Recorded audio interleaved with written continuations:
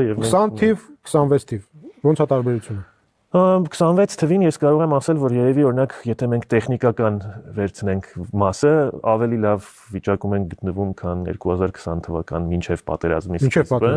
Դե մենք հիմա եթե վերցնենք բաց աղբյուրներից այն գնումները, որ մենք արել ենք, ասենք հրետանին եթե համեմատենք, հիմա հրետանին կրակում է 2.5-3 անգամ ավելի հեռու, քան ինքը կրակում էր 20 թվականին։ Քանակի տեսակետից էլի որ իրար գումարենք այդ սաղ գնումները կոմպենսացնում է այն ինչը որ կորցրել ենք, բայց այստեղ շատ ավելի բարձր որակի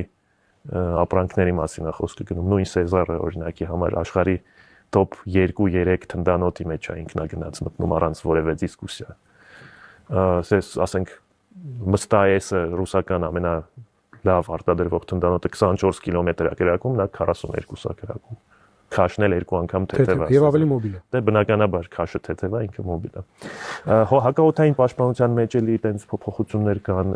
ավելի շատ ավելի նոր զինատեսակներ, կառավարման մեջ զորքի